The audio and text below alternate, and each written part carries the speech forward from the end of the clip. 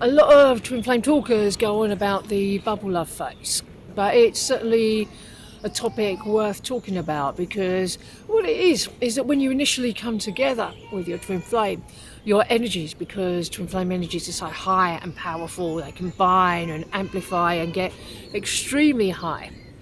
And people talk about how it makes people enter an exalted state of consciousness, but it just gets you high. And then that high feeling continues for a period of time. It never seems to be long enough, and then separation sets in again, and one twin flame pulls away and the other wants to run after them to try and cling on to that high feeling. Yeah, and then a lot of twin flame talkers will start talking about the runner chaser phase that follows, but that's another myth. Don't go there, don't chase, don't be the runner either, because these talkers, they go on about this unpleasant chasing needy phase that has to follow, but they don't really talk about why separation often follows the bubble love phase. Well, basically it's because these energies are so amplified and so high, they bring up all the blocks to the surface to be cleared, and you can ignore them for as long as you can. But there comes a point where there's so many blocks at the surface that you've got no option but to separate in order to work through them. This can be avoided if you do your inner work the whole time during the bubble love phase. If you don't, you effectively party your way back into separation because you're ignoring the blocks that come up, and it leads to a big backlog of spiritual work that builds up so much that separation is inevitable. So if you've experienced that, if that has happened in your union, don't fret, don't get upset, don't chase. Just knuckle down, get on with the spiritual work of clearing the blocks. So then, when enough blocks are cleared, your union can snap back together into its natural state. It's amazing how many people don't understand this. So the number one thing to do about it, instead of chase, is feel your feelings about it. Ask yourself, what did the bubble love phase awaken in you emotionally or spiritually? How did you feel when the intensity faded or stopped? What did that reveal about you and where you're at, your beliefs about love, your beliefs about commitment, your beliefs about being able to have your good? Did you cling to the experience because you didn't know what else to do? But you know what to do now. You can choose to go into deeper healing. If you were determined to find the solution, don't worry, you found it. Are you idealising the past rather than embracing the inner work to embrace the future?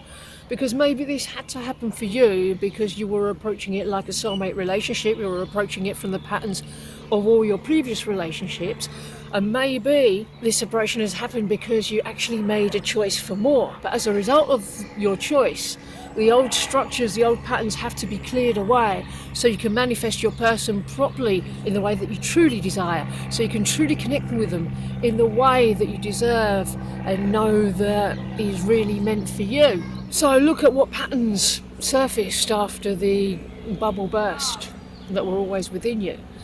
Is there an abandonment wound? That's a pretty major one for pretty much everyone. Is it a third party pattern that was still running? All these things, you've got to go into them. You've got to feel the most uncomfortable feelings that you don't want to feel. Go into them and feel them and stay present with them and let them open up, let them unravel. Bring love there with the mirror exercise.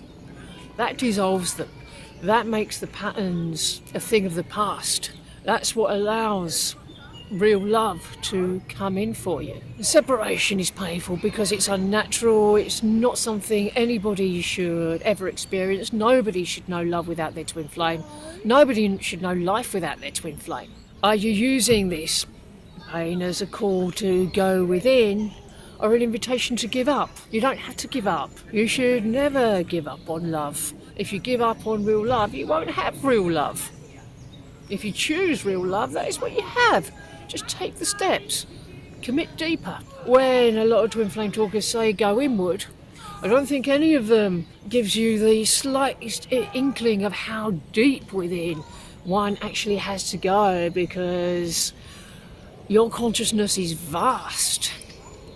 It's so multifaceted. You can always go deeper. It's all these unhealed fears and wounds that can cause the split after the bubble love. I mean, even if you gave up on your journey and settled for a soulmate, the same patterns would come up in those relationships if you haven't healed them. You can't escape the patterns by quitting. If you quit, the patterns stay with you. So best to just heal through them as quickly as possible. Can you see that your twin flame is mirroring what you need to love in yourself? Because they're going to point out every place where you haven't loved yourself, every place where you may be still refusing to love yourself. And remember, 90% of this is subconscious. So a lot of what's going on in consciousness, you don't even know it's there until you really start plumbing the depths and find out what's going on. And you don't have to be afraid to do that. You know yourself already. You're not going to find anything big or scary in there. It's just the same kind of feelings, same kind of bad feelings of separation and abandonment or whatever it is that you've been experiencing all along. Are you willing to let go of fantasy to embrace the truth of your divine union? Are you prepared to let all illusions go? Just choose true love, reciprocal love, real love. It's okay to not be too sure of what that is. Not that many people have really experienced that, so don't be hard on yourself if you don't know. Choosing peace will help anchor in the energy of permanent love, because a lot of the aspects of the bubble love phase is excitement, and excitement is an anxiety, and it's not conducive to union pieces. And also being really high and manic during the bubble love phase, that's completely ungrounded. If you want your physical union, you have to touch the ground. If you want union in the physical, you have to be grounded. Are you building inner safety within yourself, so love feels safe to stay, or you feel safe to be with love? There is nothing safer than real love. It's fake love that's not safe. It's fake love that leaves. It's fake love that's manic. It's fake love that abandons. And it's okay to take spiritual responsibility for your connection without blaming yourself or being hard on yourself if things aren't as you'd like them to be right now. If there's separation already in consciousness, and pretty much everyone has some, that can't be avoided. We've got no control over what's already in our consciousness. If there's separation already there and we're experiencing it, just clear it and be compassionate with yourself for where you're at. Accept where you're at, wherever that is, even if it's not where you believe you ought to be. But in order to get where you want to go, you have to accept where you're at, and then you can move forward. There's no shame in where you're at. You're probably doing way better than you're giving yourself credit for. This is a very important subject, and I could make a dozen videos on them. So if you'd like a bit more information on them, check out this video here.